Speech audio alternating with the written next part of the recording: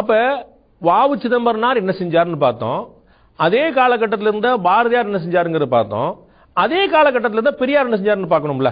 ஏன் இன்னைக்கு தமிழ்நாட்டில் எங்க திரும்பினாலும் பெரியார் சிலை தான் இருக்கு. பெரியார் மண் அப்படின்னு தான் சொல்றாங்க. பெரியார் பூமி அப்படின்னு தான் சொல்றாங்க. அப்ப எல்லா இடத்துலயும் பெரியாருக்கான புகழ் தான் இருக்கு. தற்போதைய ஆட்சியில இருந்து எல்லாமே பெரியார் விட்டு கொடுக்க மாட்டாங்க. ரொம்ப விட்டு கொடுக்குறேன்னு ரொம்ப கெட்டியா பிடிச்சிருக்காங்க.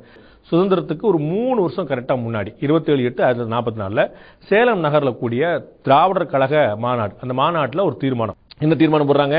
சென்ட்ரல் கவர்மெண்ட் எங்களுக்கு இந்தியன் கவர்மெண்ட் எந்த தொடர்பு இருக்கக்கூடாது சார். நாங்க ஒரு தனி நாடு. எப்படிப்பட்ட தனி நாடு? தனிநாடுனா சுதந்திர நாடா கூட இல்ல. தனிநாடு பிரிட்டிஷுக்கு கட்டுப்பட்ட தனிநாடாக, பிரிட்டிஷோட மேற்பாளர்களுடைய தனிநாடாக இருக்கணும்னு சொல்லியிருக்காங்க. இதை சொன்னது பெரியாருடைய தலைமையிலான திராவிடர் கழகம். தீர்மானம் 1944. இது விடுதலை வெளியீடு 1948 இருக்குது. அதே மாதிரி நூல் புதிய தமிழகம் படைத்த வரலாறு அப்படிங்கிற புத்தகத்தில் அவங்களே இதெல்லாம் முழுக்க மேற்கோள் காட்டியிருக்கிறாங்க. நம்ம தனியாக அங்கேயே எடுத்து சொல்ல வேண்டியதில்லை. அதற்கு பிறகு பெரியார் சொல்லுகிறார், நான் வெள்ளையன் வெளியேறுவதற்கு குறுக்கே இருந்திருந்தாலும் இந்திய சுதந்திரத்திற்கு நான் துரோகம் செய்தது உண்மையாக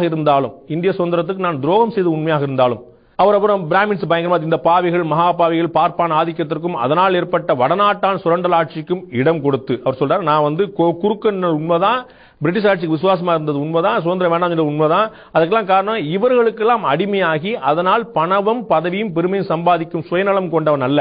எனக்கு நோக்கம் இவங்களுக்காக இல்ல. நான் எதுக்கான எனக்கு வேற காரணம், இவங்கள்ட்ட போயிடக்கூடாது, வடநாட்டுக்காரங்கிட்ட போயிடக்கூடாது, பிராமின்ஸ் போயிடக்கூடாதுங்கிறதுக்காக நான் சுதந்திரத்துக்கு குறுக்கணுன்னே பிரிட்டிஷ்க்கு ஆதரவானே அப்படின்னு சொல்லிட்டு பெரியார் சொல்லுகிறார். தமிழர் தலைவர் அப்படிங்கிற புத்தகத்தில் பக்கம் 14 அது அப்படியே மேற்கோள் காட்டப்பட்டிருக்கு.